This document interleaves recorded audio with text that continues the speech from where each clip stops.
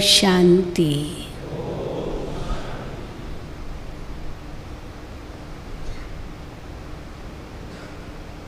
इतने सारे समर्पित भाइयों को देखकर मन कितना प्रसन्न हो रहा है, क्योंकि आप सभी बाबा के राइट हैंड बनकर बाबा का नाम बाला करने में निमित्त बने हो। आप सब जैसे आज बाबा ने कहा कि आप सब भगवान की शरण में आए हो। हम सब भगवान की शरण में आए हैं। भगवान ने हमें अपनी शरण में लिया है। किस लिए लिया है? हम माया से बहुत पीड़ित थे। माया ने हमें बहुत पीड़ा पहुंचाई थी, बहुत कष्ट दिया था। विकारों के वश हम सभी कष्ट झेल रहे थे, बहुत दुखी थे, अशांत थे, पतित थे। और भगवान ने हमें अपनी शरण में लिया और शरण में लेकर हमें पवित्रता, सुख, शांति का वर्षा तो दिया ही, पर साथ साथ इतने ज्ञान के खजाने दिए, जो आज बाबा ने कहा कि तुम पूरा ज्ञान का सागर ही हप कर लेते हो। इतना शक्तिशाली बनाया, जो पूरा ज्ञान सागर को ही हप कर लेते हो और मास्टर ज्ञान सागर बन जाते हो, बाप समान बन जाते हो। तो बाप रूप में पवित्रता, सुख, शांति का वर्षा दिया। टीचर रूप में पढ़ाई, मास्टर ज्ञान सागर बनाया और सतगुरु रूप में हमें मुक्ति, जीवन मुक्ति दे रहे हैं। तो ऐसे ऊंचे से ऊंचे बाप की शरण में आए हैं और ये दृढ़ संकल्प किया है कि वापस दुनिया की तरफ नहीं जाना है, मुंह मोड़ के पीछे देखना भी नहीं है। यही है ना सबका दृढ़ संकल्प। जिनका ये दृढ़ संकल्प है हाथ उठाएं। ज़रूर ज़रूर। इसलिए इस दृढ़ संकल्प की आप सबको बहुत बहुत मुबारक है। हाँ, मुबारक है, मुबारक है। क्योंकि बाबा ने हम बच्चों को आगे से आगे बढ़ाने के लिए ही लक्ष्य दिया है। आगे बढ़ना है, न पीछे मुड़ के देखना है, न साइड में देखना है।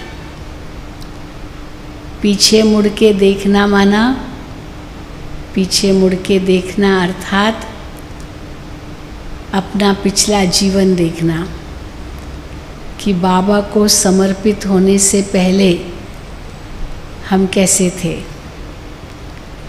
कोई तो ये भी सोचते होंगे कि समर्पित होने से पहले तो बहुत हमें फ्रीडम था, हम जो चाहे सो कर सकते थे, कमाते थे, अपने पाँव पर थे, सब कुछ जो चाहे कर सकते थे, कोई रोकने वाला नहीं था। लेकिन बाबा के बने और फिर समर्पित भी हो गए तो अब तो बहुत बंधन आ गए।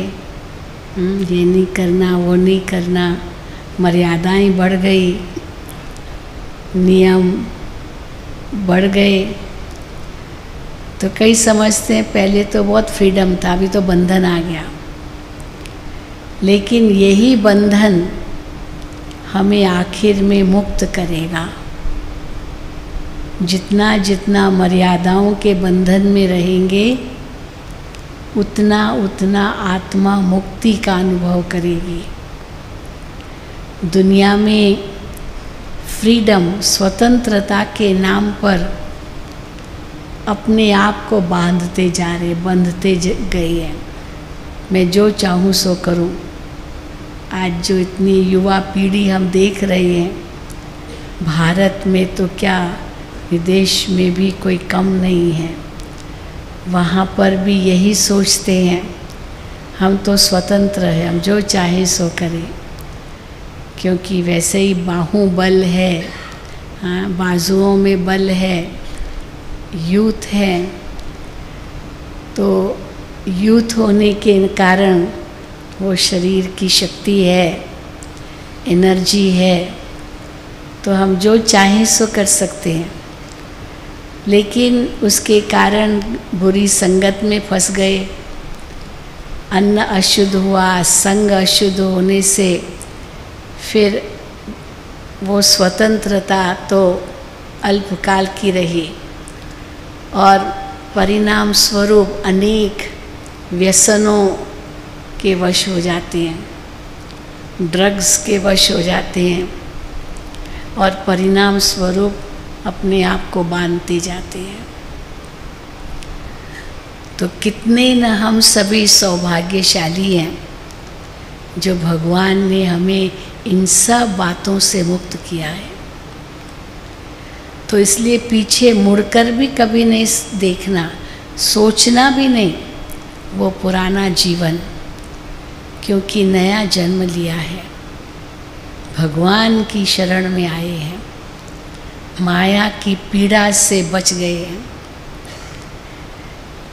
तो एक तरफ तो शरण में आए हैं और दूसरे तरफ दुनिया की सेवा में लगे हुए हैं। विश्व कल्याणकारी बाप के बच्चे मास्टर विश्व कल्याणी बन कर के विश्व की सेवा में लगे हुए हैं। और जो विश्व की सेवा में लगता है उसका जीवन समाज के लिए होता है, विश्व के लिए होता है, अपने मन पसंद के लिए नहीं। वो अपने लिए नहीं जीता, अपने लिए जीना कोई बड़ी बात नहीं है, लेकिन दूसरों के लिए जीना ये कितनी बड़ी बात है। वैसे तो नारा देते हैं जियो और जीने दो, ऐसे कहते हैं ना, अहिंसा परमो धर्म में क्या कहते हैं, जियो भी और जीने भी दो, खुद भी जियो दूसरों को भी जीने दो, हिंसा मत करो। लेकिन उनसे भी ऊंचा धर्म है अपने लिए जिया तो क्या बड़ी बात है, औरों के लिए जियो। केवल जीने तो नहीं पर उनके लिए जियो, ये कितना ऊंचा लक्ष्य है। तो वो लक्ष्य बाबा ने हम बच्चों को दिया है। हम भगवान की सेवा पर उपस्थित हैं, उनके कार्य में मददगार हैं। नई दुनिया की स्थापना में जो भगवान करा रहे हैं उसमें हम पूर्ण रूप से मददगार हैं। तो मन वचन कर्म, तन मन धन, समय श्वास संकल्प शक्ति सब उसी के लिए ही है। तो ये जब हम दृढ़ संकल्प करते हैं और फिर प्रश्न आता है स्वपसंद, लोक पसंद, प्रभु पसंद, तो पहले किसको चुनेंगे?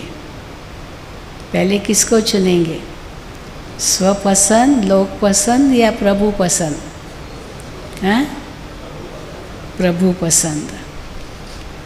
क्योंकि प्रभु पसंद अगर हैं तो लोक पसंद भी ज़रूर बन जाएंगे और स्वपसंद तो बन ही जाएंगे। तो पहले प्रभु पसंद, फिर लोक पसंद, फिर स्वपसंद। ऐसे नहीं कि पहले स्वपसंद फिर लोग पसंद, फिर प्रभु पसंद नहीं।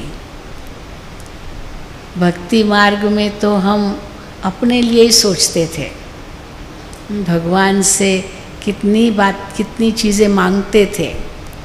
हे भगवान ये दो वो दो। उस दिन बाबा की अव्यक्त मुरली चली थी, भिखारी बन गए थे, मांगते ही रहते थे। अभी बाबा कहते मांगना बंद, अभी तो और ही दाता बन करके तुम देते हो, मांगना नहीं है। तो कई बार सोचते हैं कि देखो भक्ति मार्ग में हमने कितना मांगा, क्या नहीं मांगा। लेकिन वैसे भी कहावत है कि समय से पहले और भाग्य से ज़्यादा कुछ नहीं मिलता। समय से पहले और भाग्य से ज़्यादा कुछ नहीं मिलता। लेकिन बाबा ने तो हमें इतना सब कुछ दे दिया जो मांगने की दरकार ही नहीं है। और अगर नहीं है तो इसका मतलब है कि आवश्यकता ही नहीं है। ये नहीं है कि आवश्यकता है और नहीं दिया है, पर आवश्यकता ही नहीं है इसलिए नहीं है। तो जब ये बुद्धि में आता है कि हमारा ये सारा जीवन भगवान को अर्पित है, उसमें भी कितना समय तो बीत गया जीवन का, बाकी जो भी शेष है वो सब भगवान को अर्पित है, तो मन और कहीं भी नहीं जाता है। ये भी ज़रूर है कि लक्ष्य हमारे सामने है। एक हमारा बहुत बड़ा लक्ष्य है कि हमें बाप समान बनना है, ब्रह्मा बाप समान बनना है। पहला कदम तो हमने ब्रह्मा बाप जैसा उठा ही लिया। शिव बाबा ने ब्रह्मा बाबा को कहा, बच्चे जो कुछ तुम्हारा है वो सब माताओं को अर्पित कर दो। तो ब्रह्मा बाबा ने कुछ भी नहीं सोचा, मेरे बच्चों का क्या होगा, मेरे परिवार का क्या होगा, लोग क्या कहेंगे, कुछ भी नहीं सोचा। बस भगवान ने मुझे कहा है कि ये सब कुछ माताओं के हवाले कर दो, तो अपनी चल अचल प्रॉपर्टी जो कुछ भी उनकी थी बाबा की, वो सब माताओं के चरणों में दे दी, सब विल कर दी। ये है प्रभु पसंद की पहली निशानी। तो प्रभु कितना पसंद उनको किया होगा कि जो भगवान ने कहा वो तुरंत किया।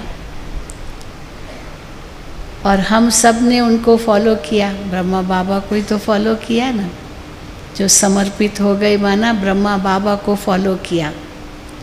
और जो कखपन था वो सब बाबा का, ये समझ करके बाबा की शरण में आए और बाबा के कार्य में लग गए।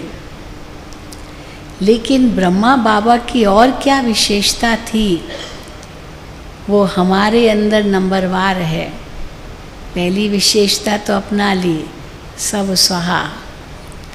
पर दूसरी विशेषता क्या थी, जो बाबा ने कहा, शिव बाबा ने कहा, जो श्रीमत मिलती थी बाबा की, वो ब्रह्मा बाबा ने तुरंत फॉलो किया। ये नहीं सोचा अभी तो ये शरीर बूढ़ा हो गया है, कैसे करेंगे हैं। कई बूढ़े कहते हैं ना, बुज़ुर्ग होते हैं, अब तो वो शक्ति कहाँ रही, जवान होते तो कर लेते थे, अब तो नहीं है वो ताकत। वैसे ये मान्यता है कि जब बच्चा है, छोटा बच्चा है, तो उसके अंदर एनर्जी बहुत होती है ना। बच्चे दौड़ते रहते सारा दिन दौड़ते ही रहते हैं, भले खाते पीते इतना नहीं है, लेकिन ताकत बहुत है। तो एनर्जी बहुत है उनके अंदर, एक मिनट भी शांति से बैठते नहीं हैं। एनर्जी बहुत है और टाइम बहुत है, क्योंकि और तो कुछ काम ही नहीं है, बच्चों को क्या काम है। तो टाइम भी बहुत है, एनर्जी भी बहुत है। लेकिन धन संपत्ति कुछ नहीं है, बच्चे को क्या होगा, कुछ भी नहीं। लेकिन जब जवानी आती है, नौकरी धंधे में लग जाते हैं, तो एनर्जी तो बराबर बनी रहती है, पर धन आता जाता है और धन मिलता जाता है, लेकिन समय कम होता जाता है। तो धन भी मिला, एनर्जी भी बहुत है, लेकिन समय की कमी है, समय की कमी होती है। क्या करे, टाइम ही नहीं मिलता है, क्या करे, टाइम ही नहीं मिलता। और जब बुढ़ापा आता है तो धन तो बहुत कमा लिया, अब रिटायर्ड हो गए, बुढ़ापा आ गया तो रिटायरमेंट है, तो समय भी बहुत है, रिटायर्ड है, समय भी बहुत है, धन भी है, लेकिन शक्ति नहीं है। शरीर की शक्ति ख़त्म हो जाती है।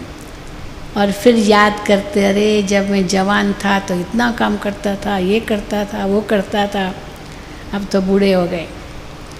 लेकिन ब्रह्मा बाबा ने तो ये सब नहीं कहा।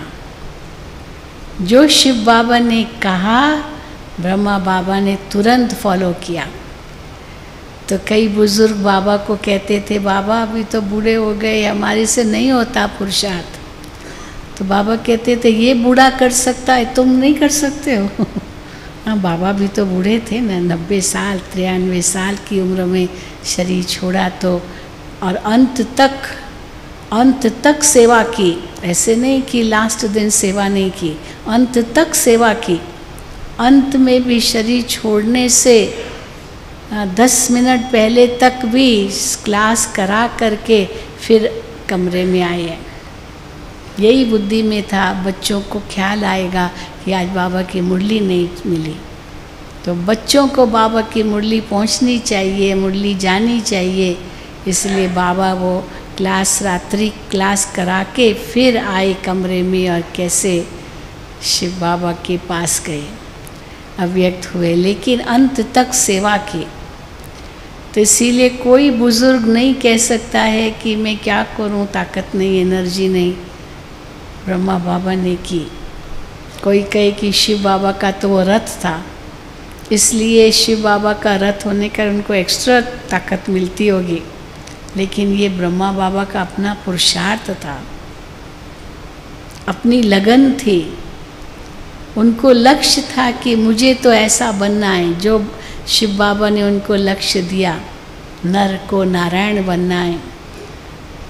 तो ये लक्ष्य उनका बाबा का इतना पक्का था, जो उस लक्ष्य के आधार पर लक्षण सहज आते गए और पुरुषार्थ लगा ही नहीं कि कुछ कर भी रहे। अवश्य ये भी ज़रूर है कि सबकी दुआएं मिलती रही। जो दुआएं मिलती रही, उन दुआओं से भी सहज पुरुषार्थ हो जाता है। और अगर कोई जवान आते थे तो बाबा को कहते थे, बाबा अभी तो हम जवान हैं, अभी कैसे ये सब। बाबा कहते ये छोड़ो, हाँ माया है, छोड़ो ये सब, पवित्र बनो, योगी बनो, एक से बुद्धि योग लगाओ। बाबा अभी तो हम जवान हैं, हमें तो दुनिया ही नहीं देखी अभी तक। तो बाबा कहते थे मम्मा को देखो, मम्मा जवान थी, कितनी जवान थी। 46 इयर्स की उम्र में मम्मा ने शरीर छोड़ा। आप सोचो, 1965 में शरीर छोड़ा, 1919 में उनका जन्म हुआ था, तो ठीक 46 इयर्स, 46 वर्ष। तो इतनी छोटी उम्र में मम्मा ने क्या नहीं किया, कितनी सेवा की, हड्डी हड्डी गलाई मम्मा ने, और पुरुषार्थ भी मम्मा का कम नहीं था। तो इसलिए जवान मम्मा को फॉलो करे और बुजुर्ग किसको, ब्रह्मा बाबा को फॉलो करे। इसलिए बाबा हमेशा हमें कहते, बच्चे आगे देखो और वही करो जो बाबा कहते हैं। बाबा की मुरली है हमारी श्रीमत, और उस श्रीमत अनुसार हम जो भी करते हैं उसके अनुसार प्रभु पसंद बन जाते हैं। अमृत वेले थोड़ी नींद आती है, थकावट होती है, लेकिन उस समय याद करो भगवान ने हमें ये श्रीमत दी है, भगवान के साथ हमारा अपॉइंटमेंट है। आज अगर किसी को 4 बजे 5 बजे प्लेन पकड़ना हो तो कितना जल्दी उठ करके तैयार होकर के जाएगा कि नहीं? प्लेन पकड़ना है, 4 बजे का प्लेन है। तो अगर लक्ष्य मजबूत है तो लक्षण अपने आप आते हैं, और वो लक्ष्य भी मजबूत तब बनेगा जब ये बुद्धि में आएगा कि हमें हर कदम पर श्रीमत पर चलना है। बाबा कहते हैं बच्चे अमृत वेले मुझे याद करो, ये मेरे साथ अपॉइंटमेंट टाइम है, तो कुछ भी हो जाए ये अपॉइंटमेंट टाइम मुझे मिस नहीं करना है, क्योंकि इसी में मेरी कमाई है। तो जो श्रीमत बाबा की मिलती है उस श्रीमत अनुसार कदम पर कदम रखना, ये है प्रभु पसंद बनना। क्योंकि कई बार हम स्वपसंद इस प्रकार से बन जाते हैं, चलो शरीर थका हुआ है, चलो कोई बात नहीं, आज बाबा को हम बिस्तरे में याद कर लेंगे, कोई बात नहीं, और उस समय नींद आ गई, पता भी नहीं चला। तो उस हिसाब से स्वपसंद बन जाते हैं। लेकिन स्वपसंद का भी अर्थ ये नहीं है कि सुस्त बन जाएं। कई स्वपसंद को सुस्त बनना समझते हैं, अपनी खातिरी करते रहना, अपने को ही खुश करते रहना। लेकिन स्वपसंद का भी अर्थ बहुत ऊंचा है, जिसको आज जो आज आपका टॉपिक है स्वराज्य अधिकारी। ये स्वराज्य अधिकारी होना माना स्वपसंद होना, जो आत्मा को पसंद है, स्व को पसंद है, जो शरीर को पसंद है वो नहीं, जो इंद्रियों को पसंद है वो नहीं, पर जो आत्मा को पसंद है। स्व माना आत्मा, स्व माना शरीर नहीं। तो स्व पर राज्य ये है वास्तव में स्वपसंद। इंद्रियों पर राज्य, मन बुद्धि पर राज्य, ये हमारे सेवक हैं, हम इनके मालिक हैं, और मालिक बन करके इन पर राज्य करें, ये है स्वपसंद। और जो आत्मा के मूल गुण हैं, जिनको हम इन्नेट वैल्यूज़ कहते हैं, पवित्रता, ज्ञान, पवित्रता, शांति, प्रेम, सुख, आनंद, शक्ति, ये जो 7 मूल गुण हैं आत्मा के, उनको ही पाने के प्रयत्न में रहना, ये है स्वपसंद। मुझे ऐसा कोई कर्म नहीं करना है जो मेरी शांति भंग हो जाए। शांति को बेचकर और सब करना ये स्वपसंद नहीं है, क्योंकि शांति को बेचकर माना, जिसको इंग्लिश में कहते हैं द कॉस्ट ऑफ पीस, शांति को बेच के और प्राप्तियां करना, वो मुझे नहीं करना है। शांति मेरी प्रायोरिटी है, जिसमें शांति है वही मुझे करना है, जिसमें प्रेम है वही मुझे करना है, क्योंकि ये आत्मा के मूल गुण हैं। ये है स्वपसंद। क्योंकि अगर इन आत्मा के मूल गुणों के आधार पर नहीं करते तो परिणाम क्या होगा? परिणाम ये होगा कि अंदर में मन खाएगा, अंदर में चिंताएं बढ़ेगी, अंतर में कमज़ोरी की महसूसता होगी, क्योंकि अपने गुणों को तो बेच दिया और चीज़ें पाने के लिए। वस्तु, व्यक्ति, वैभव, इनके पीछे पड़ने से आत्मा के मूल गुणों को गंवा दिया। स्वपसंद के नाम पर। तो बाबा कहते ये स्वपसंद नहीं है, परंतु उनसे भी ऊंचा प्रभु पसंद। जो भगवान को पसंद है वही मुझे करना है।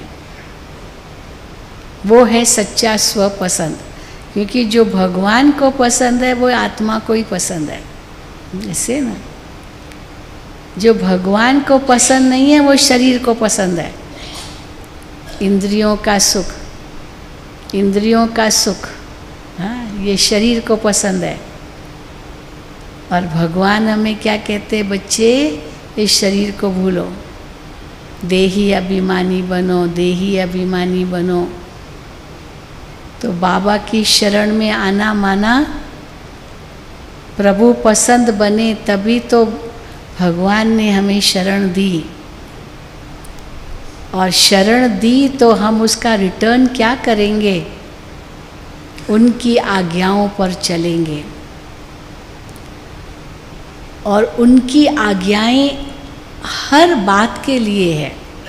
सोचो तो क्या सोचो, बोलो तो क्या बोलो, करो तो क्या करो, सुबह से लेकर के रात्रि तक की दिनचर्या के लिए श्रीमत है। ऐसी कोई बात नहीं जिसके लिए श्रीमत नहीं मिली हो बाबा की। और उस अनुसार अगर हम करते हैं तो हम प्रभु पसंद बन जाएंगे और साथ साथ स्वपसंद भी बनेंगे, क्योंकि आत्मा को भी वही पसंद है। हो सकता है शरीर को वो पसंद ना हो। जैसे हम कई बार कहते हैं, जीभ को जो पसंद है वो पेट को पसंद नहीं है ना। जीभ को क्या पसंद है, स्वादिष्ट, बहुत टेस्टी टेस्टी खाना, खट्टा मीठा तीखा, पता नहीं क्या क्या। पर वो पेट को थोड़ी पसंद है, क्योंकि जो स्वाद के लिए खाते हैं वो स्वाद तो केवल जीभ तक है बस।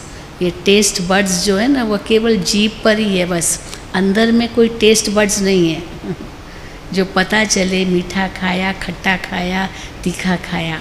लेकिन हाँ, ये ज़रूर है कि वो पेट को बिगाड़ सकते हैं, क्योंकि पेट को वो पसंद नहीं है। इसलिए जीभ और पेट दोनों की लड़ाई होती है कभी कभी। इसी प्रकार अगर देह पसंद है, स्वपसंद माना आत्मा पसंद, और आत्मा को वही पसंद है जो प्रभु को पसंद है। परंतु प्रभु पसंद, आत्मा पसंद की बजाय देह पसंद, इंद्रियों को पसंद, तो फिर बाबा कहते हैं फिर लोग पसंद भी नहीं बन सकेंगे, क्योंकि तीनों का आपस में संबंध है। लोग पसंद माना औरों के खातिर जीना, ये है लोग पसंद। आप सबको बताया ना होगा ना, आशा बहन ने कैसे अटल बिहारी वाजपेयी जी ने शरीर छोड़ा। अभी उनकी अंत्येष्टि हो रही होगी इस समय 4 बजे के बाद, 4 बजे से। तो कैसे वो लोकप्रिय नेता थे, लोकप्रिय, क्योंकि उनके बुद्धि में देश प्रेम के सिवा और कुछ नहीं था। अपने लिए तो वो जिया ही नहीं, इसीलिए सारा देश तो क्या, सारा विश्व उसका कृतज्ञ बन गया। तो अपने लिए जिया तो क्या बड़ी बात है। अपने लिए जीना माना इंद्रियों के लिए जीना, आत्मा के लिए जीना और प्रभु के लिए जीना एक हो जाएगा, क्योंकि जो परमात्मा के गुण हैं वो आत्मा के भी गुण हैं अंश में। फिर दूसरी आत्माओं के लिए भी जीना, ये फिर लोग पसंद हो जाना। मनुष्य तो देखो कितने स्वार्थी है। किसी ने उनकी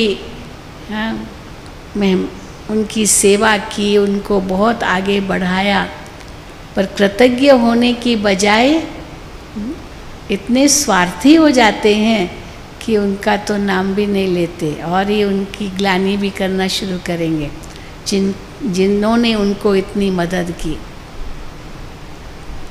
और ये भी सही है कि हम सबको संतुष्ट नहीं भी कर सकते। बाबा ने एक मुरली में कहा कि 95% को भी संतुष्ट किया लेकिन वो 95% को भी संतुष्ट करने के लिए अपना कितना त्याग चाहिए, क्योंकि देना है, देने की भावना है। तो देने की जहाँ भावना है वहाँ अपने को तो कमी तो पड़ी जाएगी ना, अपने लिए तो कमी पड़ी जाएगी। एक परिवार में एक बच्चा है, उसको सब कुछ मिलेगा, अब दूसरा बच्चा आया तो उस पहले वाले बच्चे से कुछ शेयर तो कम हो जाएगा ना, दूसरे बच्चे को देने के लिए फ़र्क तो पड़ेगा ना।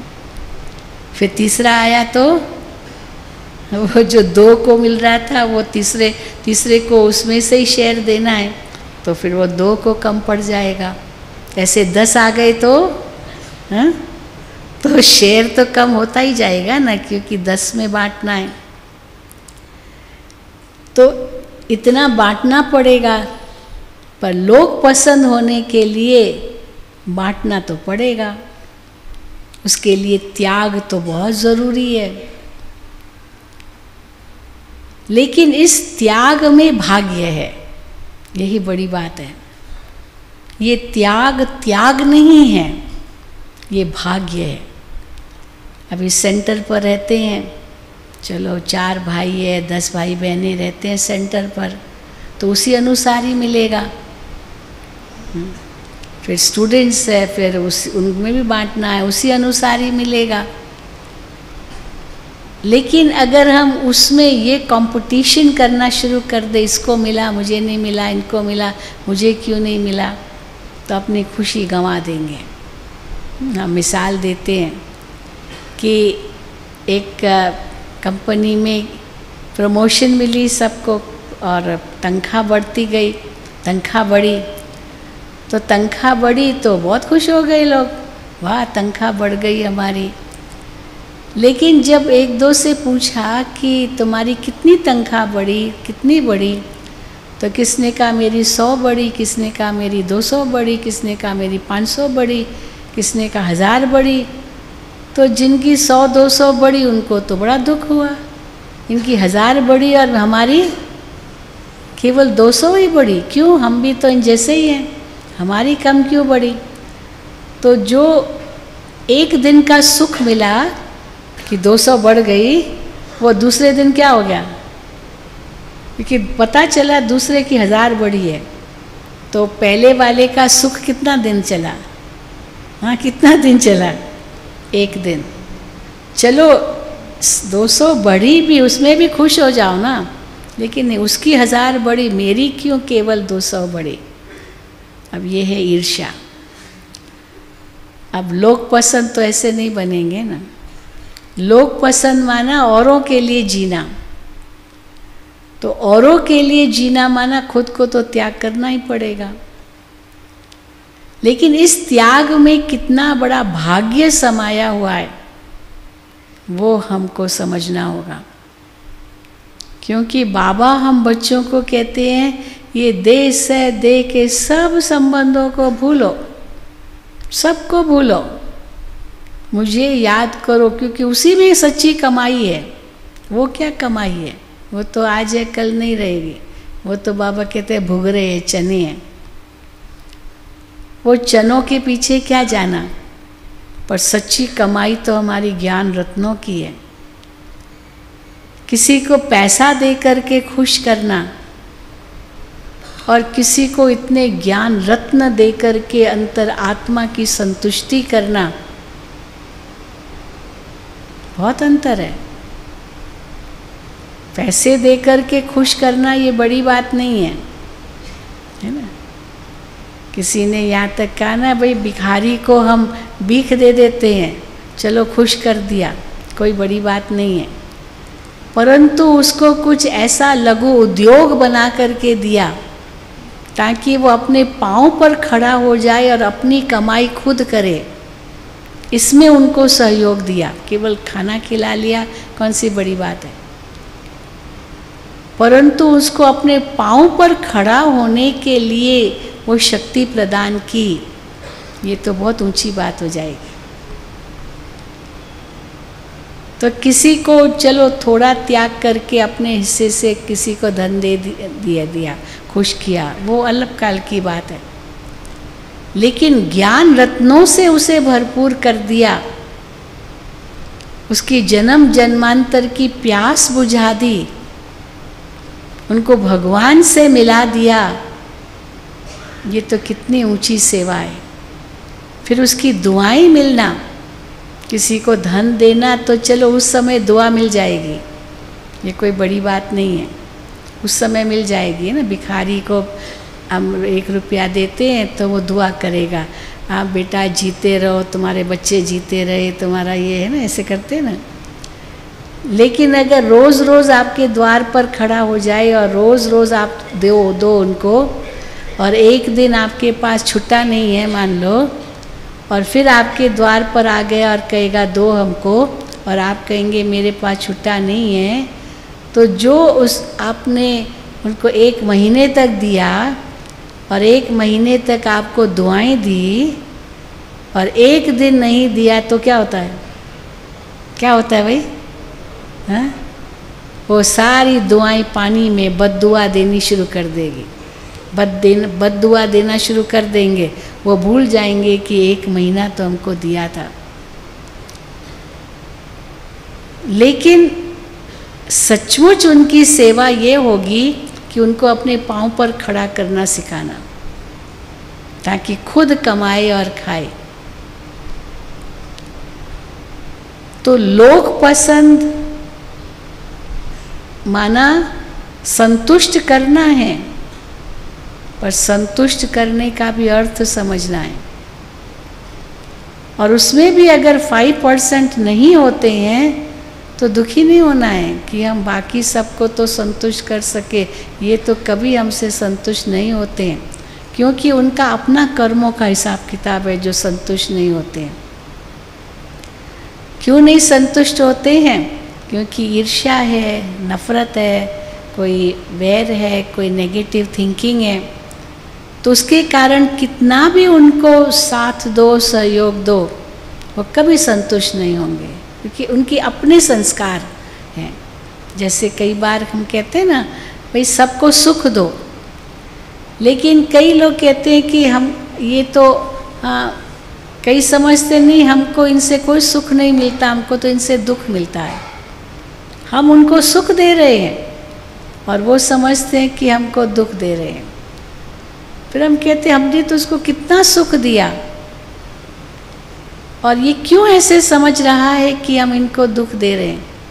पर वो आपने उनको दुख दिया ऐसी बात नहीं है, पर वो अपने कर्मों से दुखी है। अंदर में अनुमान लगा रहा है, वहम कर रहा है, शक कर रहा है, क्या क्या अंदर में सोच रहा है नेगेटिव। तो उसकी अपनी नेगेटिव थिंकिंग है जिसके कारण वो दुखी है, न कि आपने उसको दुख दिया। इसलिए बाबा कहते हैं कि 5% तो अलाउड है, चलो, पर 95% हम कितना लोक पसंद हैं वो हमें देखना है। और लोक पसंद वही बन सकता है जिसने अपने आप को अपने वश में रखा है। अगर हमारी सोच श्रेष्ठ नहीं है, हमारे बोल श्रेष्ठ नहीं है, हमारे कर्म श्रेष्ठ नहीं है, तो हरगिज हम लोक पसंद नहीं बन सकते हैं। हमारी अगर चलन सही नहीं है तो लोक पसंद कैसे बनेंगे? लोक पसंद बनने के लिए केवल किसी को धन दे देना तो लोक पसंद हो जाएंगे नहीं। वो तो राजनेता ही बहुत करते हैं, वोट लेने के लिए हाँ क्या नहीं पैसा देते रहेंगे, क्या नहीं देंगे, शराब भी देंगे वोट लेने के लिए। तो क्या उससे लोग पसंद हो जाएंगे? उनका जीवन तो कितना चरित्रहीन है। लेकिन जिनका चरित्र इतना ऊंचा है वही आखिर में लोग पसंद बनेंगे, लोग उनको नमन करेंगे, उनकी पवित्रता को नमन करेंगे, उनके ज्ञान को नमन करेंगे। तो लोग पसंद होने के लिए हमें क्या करना होगा? प्रभु पसंद अगर बने, बाबा की श्रीमत अनुसार चले, तो ऑटोमेटिकली हमारे कर्म श्रेष्ठ बन जाएंगे, क्योंकि बाबा हर एक बात के लिए श्रीमत देते हैं। आज भी बाबा ने कहा, अगर कोई गुस्सा करता है तो क्या करो, क्या करो? कोई गुस्सा कर रहा है आपके सामने, आप क्या करो? आप भी गुस्सा करो, हाँ, किनारा कर दो, बस किनारा कर दो, क्योंकि आप अपना विकर्म मत बनाओ, वो अपने आप उसको समझ आएगी। अगर आप भी क्रोध करेंगे तो आग में तेल डालने के बराबर होगा। किसी ने बहुत अच्छी बात कही कि जब गुस्सा करते हैं ना, दोनों आपस में गुस्सा करते हैं, तो कितना ज़ोर ज़ोर से बोलते हैं। क्यों इतना ज़ोर ज़ोर से बोलते हैं? धीरे से भी तो बोल सकते हैं ना। गुस्सा धीरे से होता है? होता है धीरे से? नहीं होता है धीरे से, जोर से ही होता है। तो धीरे से क्या होता है? प्यार होता है। धीरे से तो प्यार होता है, और प्यार ऐसा है जो बोलने की ज़रूरत ही नहीं है, आँखों ही आँखों में सिग्नल्स में, इशारों में, आवाज़ में आने की ज़रूरत ही नहीं है। तो क्यों? क्योंकि क्रोध के कारण भले आमने सामने हैं, लेकिन कई मील दूर हैं, और जहाँ प्यार है भले दूर है, लेकिन फिर भी पास है। हम यही कहते हैं ना, आज विज्ञान ने कितना सुख दिया है, कहाँ से कहाँ हम बात कर सकते हैं। दुनिया एक ग्लोबल विलेज बन गई है। कितनी दुनिया टेलीफोन के माध्यम से, इंटरनेट के माध्यम से सब कुछ, अभी वहाँ पश्चिमी दुनिया में कोई घटना घटी, यहाँ हमें पता चल जाती है। वहाँ किसने अंगुली उठाई है, उसका प्रभाव यहाँ पड़ने लगता है। इतनी छोटे जैसे ग्लोबल विलेज, किसी ने कहा ग्लोबल विलेज तो क्या, ग्लोबल सिटिंग रूम। सारी दुनिया एक ग्लोबल सिटिंग रूम हो गया है। सिटिंग रूम में क्या होता है? Visitors room. सिटिंग रूम में सब एक दो को देख सकते हैं, वो क्या कर रहा है, वो क्या कर रहा है। अभी विलेज होगी तो वो अपने घर में, अपने घर में, भले गांव है पर वो अपने घर में, हम अपने घर में, पर एक ही कमरे में बैठे हैं तो सब एक दो को देख सकते हैं। तो ये ग्लोबल सिटिंग रूम हो गया है, इतने नज़दीक आ गए हैं हम, इतना एक दो पर प्रभाव पड़ सकता है। लेकिन वो तब पॉजिटिव प्रभाव पड़ेगा जब इतना प्यार होगा, और अगर प्यार नहीं है तो वो नेगेटिविटी जो फैलेगी वायुमंडल में, वो कोसों दूर कर देगी, चाहे भले नज़दीक भी क्यों ना हो। इसीलिए बाबा कहते हैं कि जहाँ किसमें भी अगर भूत हो, उस भूत से खुद तो दूर रहो, भूत वाले के नज़दीक मत जाओ। तो जब दूर रहेंगे तो क्या होगा? वो भूत का आपके ऊपर प्रभाव नहीं पड़ेगा, आप बच जाएंगे। आपका कोई पाप कर्म नहीं होगा। मानो भले कमाई न भी हुई, लेकिन घाटा तो नहीं पड़ेगा। बाबा ने उस दिन भी कहा, तुम बहुत बड़े बिजनेसमैन हो। बिजनेसमैन क्या करते हैं? सारा दिन घाटा किस में, फ़ायदा किस में, घाटा किस में, फ़ायदा किस में, वही सोचते हैं, है ना। ऐसा कोई काम नहीं करना चाहेंगे जिसमें घाटा पड़े। ये बिजनेसमैन की बुद्धि होती है। तो हमारी बुद्धि बिजनेसमैन की बुद्धि की तरह हो। कैसे? किस में फ़ायदा है, किस में घाटा है। अगर कोई विकर्म बन रहा है, कोई पाप का खाता बन रहा है, वो घाटा बन जाएगा, वो कर्जा बन जाएगा। वो कब चुकता करेंगे? फिर धर्मराज की सजाओं द्वारा ही वो पूरा होगा। इसलिए ऐसा कोई कर्म नहीं करना है जो आत्मा को घाटा पड़े। वो धन की बात नहीं है, ये अंतर की कमाई की बात है।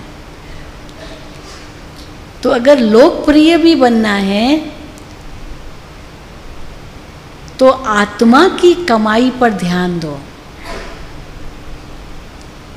और उसके लिए बाबा कहते हैं छोड़ो तो छूटो, पीछे नहीं पड़ो, क्योंकि 63 जन्मों का कर्मों का हिसाब किताब है।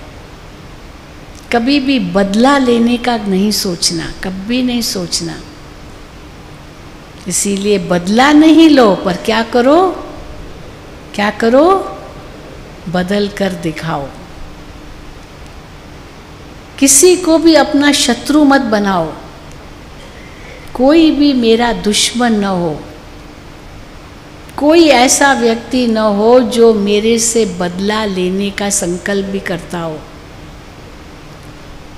पर उसके लिए क्या करना होगा, हर एक के प्रति पॉजिटिव सोच, पॉजिटिव वाइब्रेशंस, पॉजिटिव एनर्जी इसको कहेंगे। वो चाहे कितना भी नेगेटिव क्यों ना हो, कितना भी वो नेगेटिव हो, लेकिन मैं पॉजिटिव कितना बन सकता हूँ, वो हम अपने आप को देखें, तब लोग पसंद बन सकेंगे। आजकल दुनिया में तो और ही उल्टा है। सहन शक्ति क्यों, हम सहन क्यों करें, हम कोई कायर है क्या?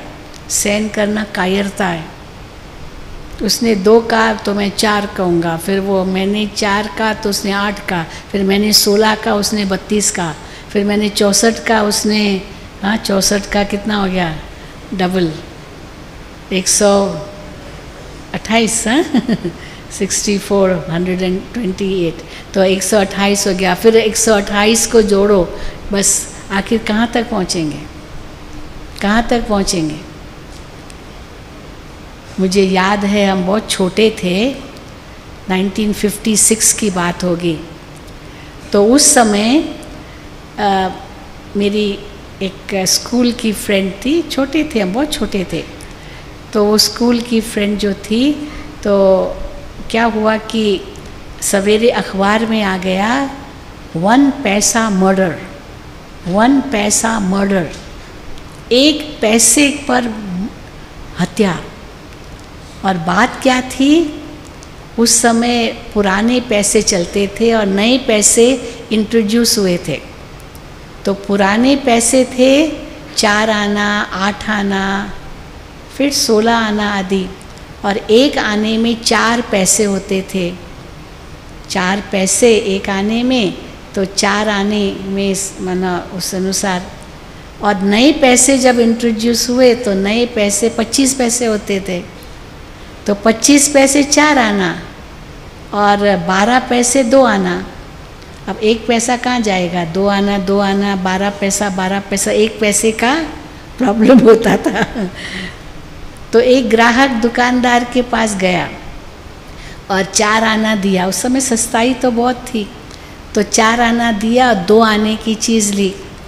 तो उसने 12 पैसा वापस किया, नया पैसा। तो 12 पैसा किया, उसने कहा नहीं, हमने 25 पैसा दिया है, आपको हमको 13 पैसा वापस करना है। बस इस पर झगड़ा चालू हो गया, इतना झगड़ा चालू हो गया, बात मत पूछो।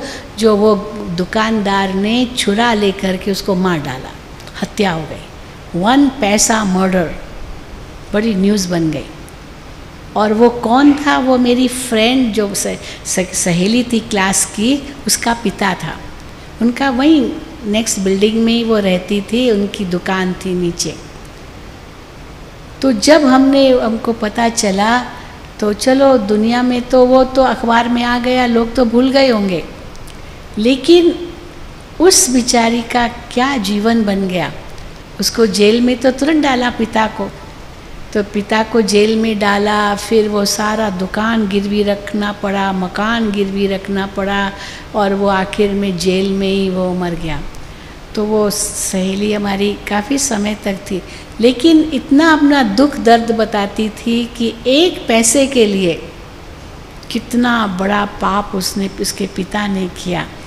और अंत में सारा जीवन तो उनका गया, परिवार का भी जीवन बर्बाद किया। तो देखो गुस्सा क्या नहीं कर सकता है। इसीलिए बाबा कहते हैं आप दूर चले जाओ, उनके पास में ही नहीं खड़े रहो। भूत है ना, भूत, कहीं भूत आप में न प्रवेश हो जाए। भूत बहुत जल्दी प्रवेश हो जाता है। तो इसीलिए अगर प्रभु पसंद बने तो ऑटोमेटिकली लोग पसंद बनेंगे, भले शुरू में न भी बने, क्योंकि शिव बाबा हमें कहते पवित्र रहना है, तो ब्रह्मचर्य का पालन करना है। माँ बाप को पसंद न भी आए, कई होंगे, थोड़ा बहुत माँ बाप का अभी भी बंधन होगा, शादी करो शादी करो शादी करो। दुनिया में को तो यही सब कुछ लगता है ना, यही है सब कुछ, संसार यही है। उनको क्या पता कि भगवान के कार्य में हमने अपना जीवन दिया है। लेकिन ये भी है कि जब वो हमारा जीवन देखते हैं तो यहाँ तक भी कहते हैं आप लोगों ने ही अपना जीवन बनाया। आखिर हमारे घर वाले तो यही कहते हैं, आपने अपना जीवन बनाया, हम तो पीछे ही रह गए। इस उम्र में भी आप इतनी सेवा करते हैं, और वो तो हमारी उम्र की जो मेरी सखियाँ थी या जो भी थी वो तो सब बूढ़ी हो गई, नानी दादी हो करके पता नहीं कहाँ पहुँच गई, और देखो हम कुमारी रह गए। हाँ, भले इतनी 70 साल की उम्र है इस शरीर की, 48 का जन्म है, आप सोचो। लेकिन भगवान की छत्र छाया में रहते हैं, मधुबन में रहते हैं, दादियों की छत्र छाया में, और प्रभु की सेवा करते हैं। हम तो जब शिविर कराते ना तो कई लोग, पहले कई माताएं आई, बहन जी आपको देख के बड़ी दया आती है। क्यों दया आती है? आप लोग कितना त्याग है आप लोगों का, आप सदैव सफ़ेद कपड़े ही पहनेंगे। हमसे पूछते आप कभी गहने नहीं पहनेंगे, कभी सोना नहीं पहनते हैं, कभी ये नहीं करते, कभी कोई दिल हो कोई पिक्चर देखने की कभी नहीं जाते। हम कहते क्या रखा है, ये दुनियाई पिक्चर है, और क्या पिक्चर देखना है, क्या देखना है। नहीं नहीं, आप लोगों का त्याग बड़ा ज़बरदस्त है, हमारे से नहीं होगा। आप लोगों का त्याग ज़बरदस्त है। चलो ये भी सर्टिफिकेट तो दिया ना कि त्याग है। और फिर दूसरे लोग आएंगे, देखिए नज़रिए में अंतर है ना, देखने की जो दृष्टि है वो अंतर है। कहेंगे बहन जी आप लोग तो बहुत भाग्यशाली हो, कितना ऊंचा आपका भाग्य है, भगवान की सेवा कर रहे हो, कितने अच्छे वातावरण में रहते हो, कितना ऊंचा ज्ञान देते हो, कितना सदा खुशी में रहते हो, बहुत भाग्यशाली हो। अब भाग्यशाली है या त्याग है? क्या है, क्या है भाई? हाँ, त्याग है या भाग्य है? लेकिन भाग्य ऐसे ही नहीं मिला है। किस आधार पर भाग्य मिला है? हाँ, त्याग के आधार पर भाग्य है, ये कभी नहीं भूलना। बिना त्याग के भाग्य नहीं मिलेगा, ये भी समझ लो। इसलिए अभी कुछ भी है ना, छोड़ो तो छूटो। ये त्याग आपको 100 गुना भाग्य दिलाएगा। ये हिसाब किताब चुकतू हो रहे हैं। तो लोग पसंद बनने के लिए छोड़ो तो छूटो। लेट गो लेट गॉड, हम लोग कहते हैं लेट गो लेट गॉड। बाबा को दे दो। बाबा कहते हैं बच्चे मुझे यूज़ करो, यूज़ मी।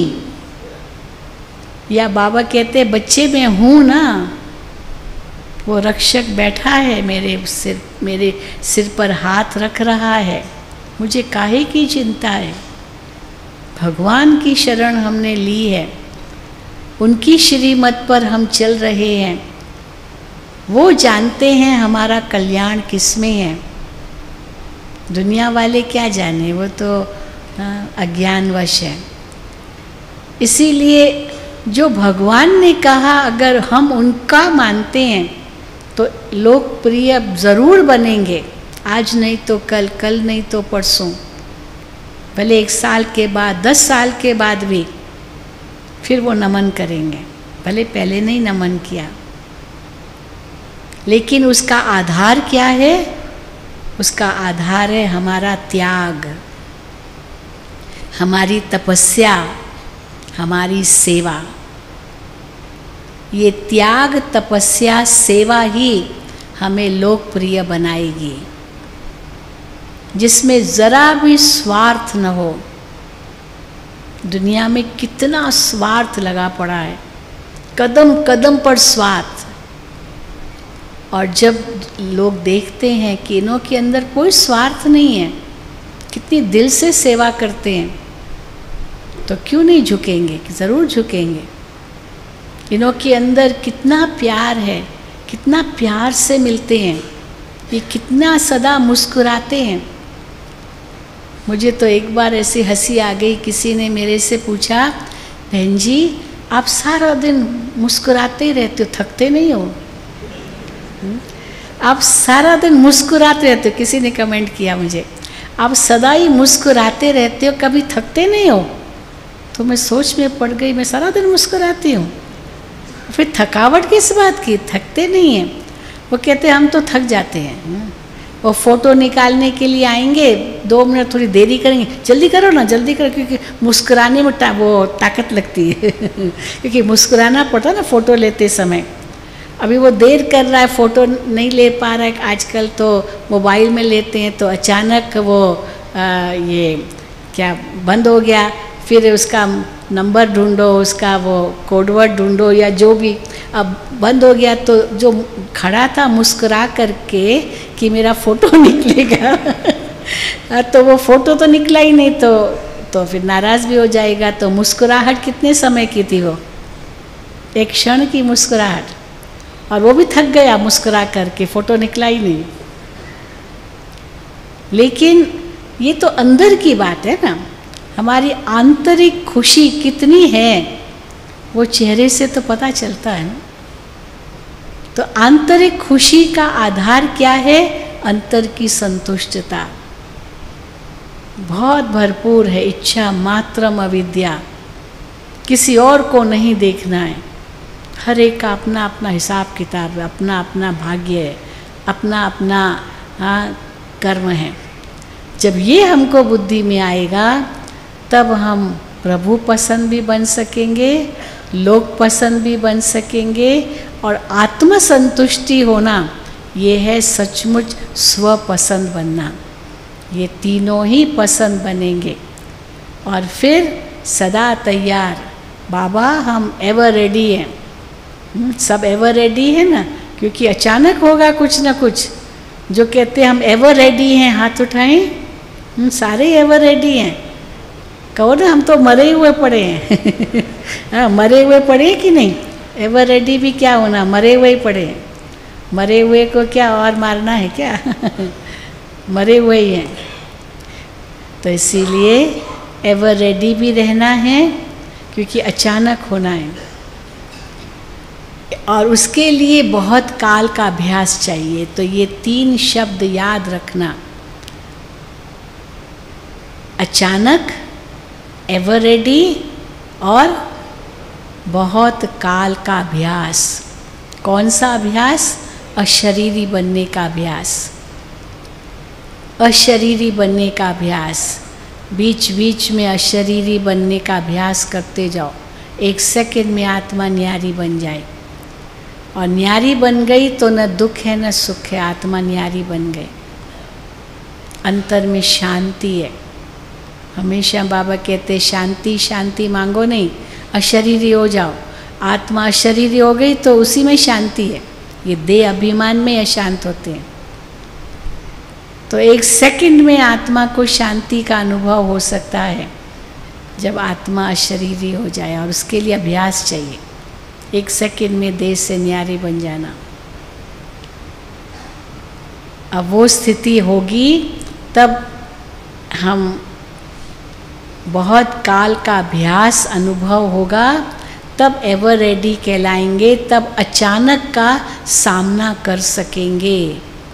क्योंकि समय नाजुक होता जा रहा है, बहुत नाजुक होता जा रहा है, और ऐसे नाजुक समय को देखते हुए अपनी पूरी तैयारी करनी है।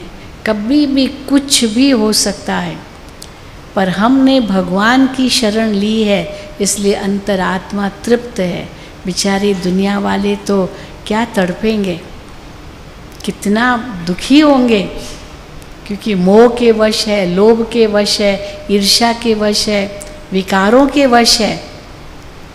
तो कितनी न उनके अंदर पीड़ा आएगी, जो बाबा कहते त्राही त्राही कर मरेंगे। और हम बच्चों के लिए तो जय जयकार होगी, क्योंकि मन से उपराम है, न्यारे हैं, मेरा कुछ भी नहीं है, बस एक बाबा दूसरा न कोई। तो न्यारा बनना बहुत सहज हो जाएगा। तो अंत मते सो गते, वही हमारी स्थिति बने। उसके लिए क्या करो, कदम कदम पर बाबा को थैंक्स दो। देते हो ना थैंक्स? हर कदम पर बाबा को थैंक्स देते हो? जो देते रहते हाथ उठाए, हाँ, वेरी गुड। हर कदम पर दो, कभी भी थैंक्स करना बाबा को भूलना नहीं। तब अंतर में वो संतुष्टि होगी और हम स्वपसंद, प्रभु पसंद, लोक पसंद बन सकेंगे। अच्छा, ओम शांति, ओम शांति, ओम शांति। अभी हम सब बाबा की याद में बैठेंगे। चलिए, अभी हम सभी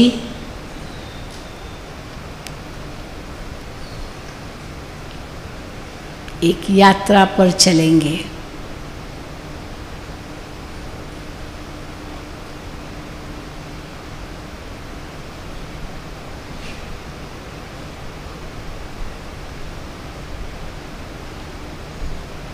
इस यात्रा में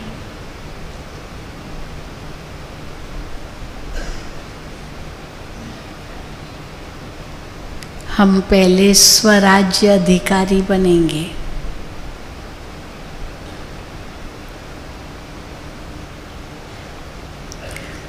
स्व पर राज्य अर्थात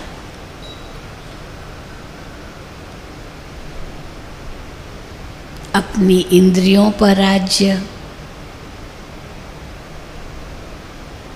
मन बुद्धि संस्कार पर राज्य।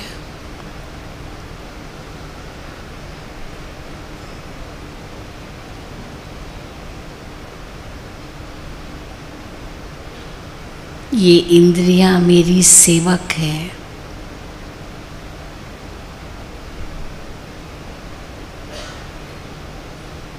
मन भी मेरा सेवक है।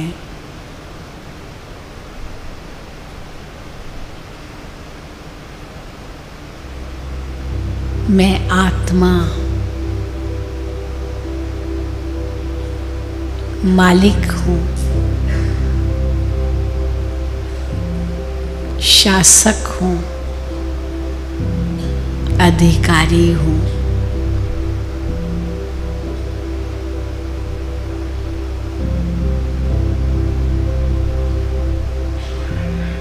मैं आत्मा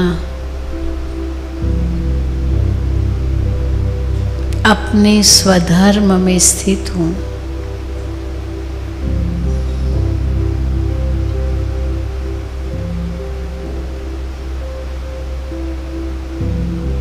मुझ आत्मा का स्वधर्म शांति है।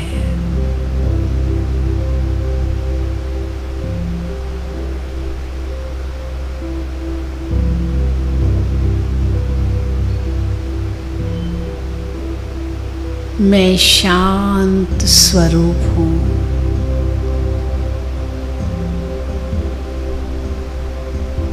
शांति की शक्ति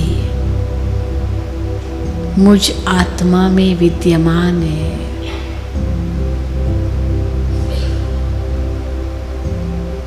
शांति ही मेरा मूल स्वभाव है।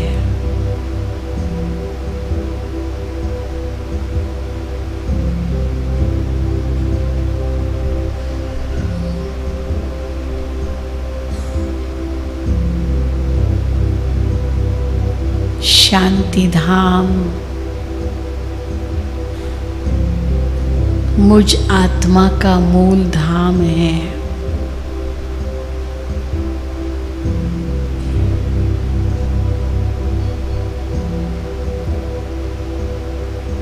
शांति का सागर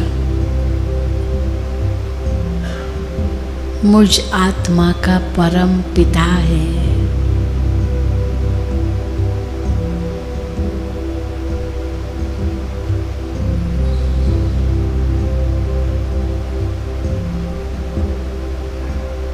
मैं आत्मा अपने मूल स्वभाव में स्थित हो जाऊं।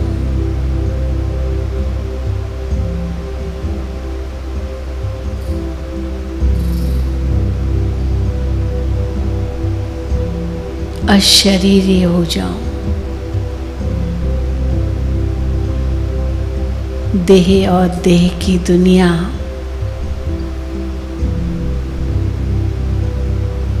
मुझसे बहुत दूर है।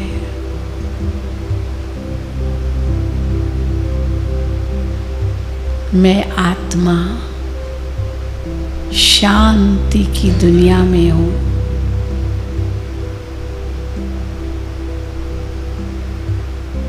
जहाँ सर्वत्र शांति ही शांति है।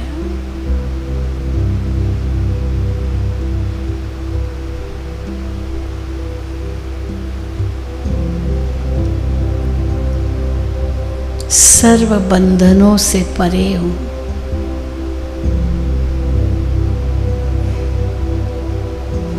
अति निरसंकल्प हूँ।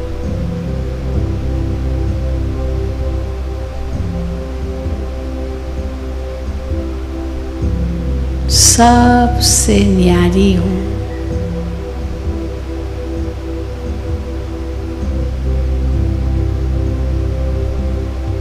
एक प्रभु की प्यारी हूँ।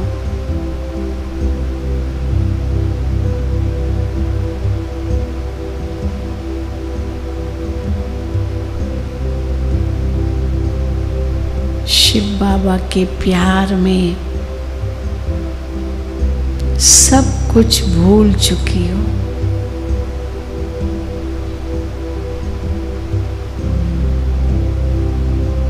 मैं आत्मा स्वतंत्र हूँ, निर्बंधन हूँ।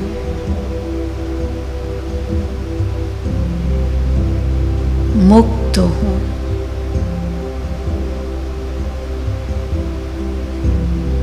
निश्चिंत हूँ।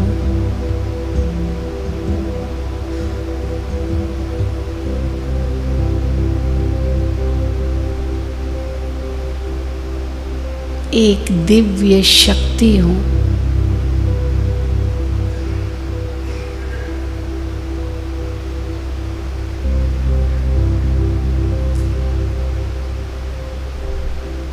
चैतन्य सितारा हूँ। मेरी चमक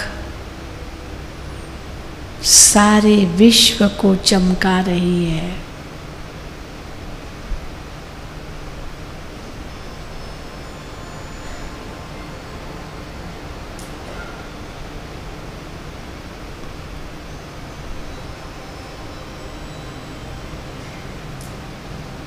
कितना न ऊंचा भाग्य है मेरा।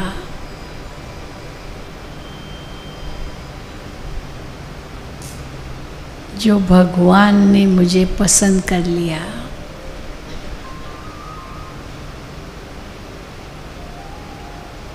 मैं भगवान का हो गया।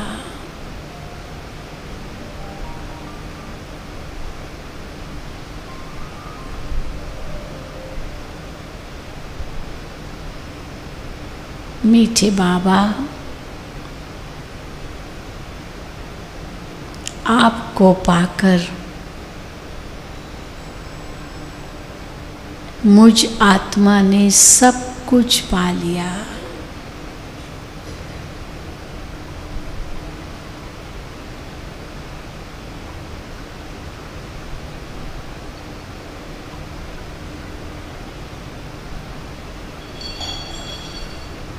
मैं आत्मा भरपूर हूँ।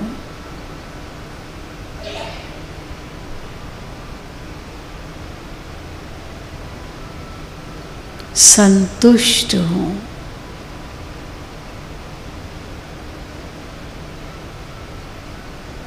निश्चिंत हूँ,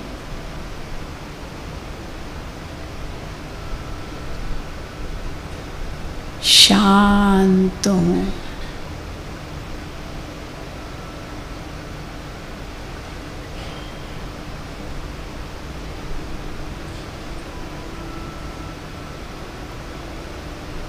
शिव बाबा की छत्र छाया में हूँ।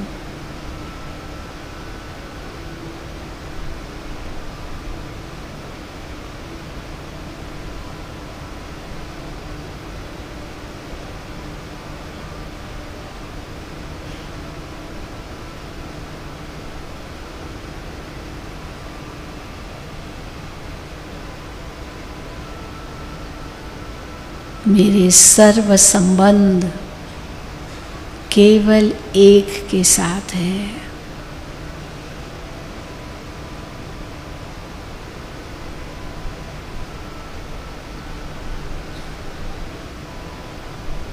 शिव बाबा ही मेरा सर्वस्व है।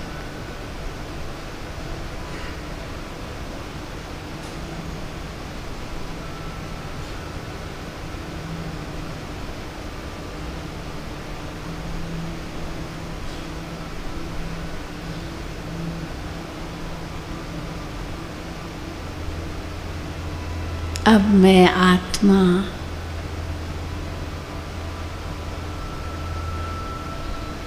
बाप समान बन रही हूँ।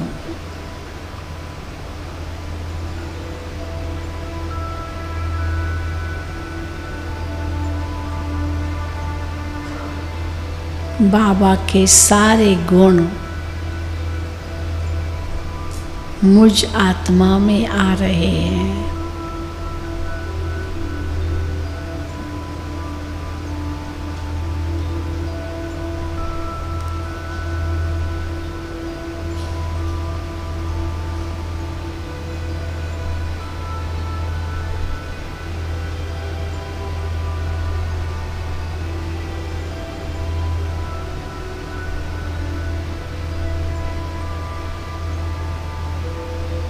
ब्रह्मा बाप समान अब मुझे फरिश्ता बनना है।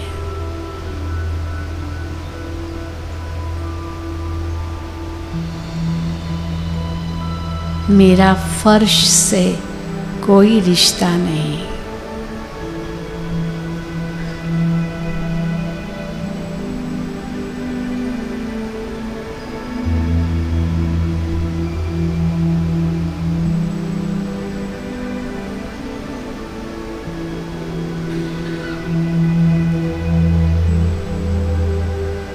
मुझ आत्मा ने सूक्ष्म देह धारण कर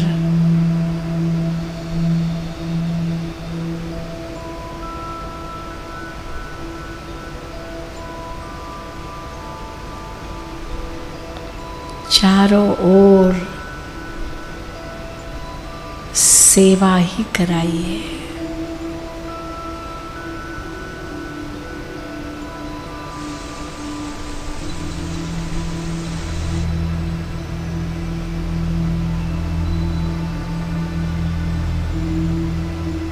अंतःवाहक शरीर धारण कर मैं आत्मा सारे विश्व की परिक्रमा लगा रही हूँ।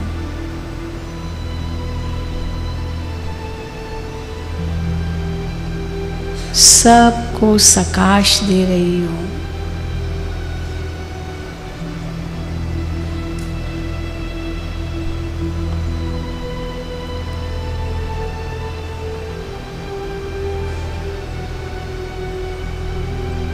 अशांत आत्माएं शांति का अनुभव करने लगी है।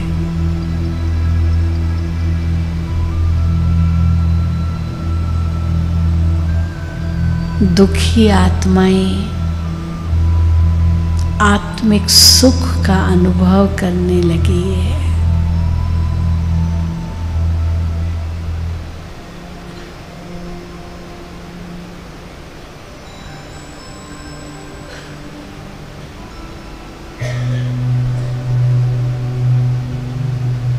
इसी से ही मैं आत्मा प्रभु पसंद, लोक पसंद और स्वपसंद बन सकती।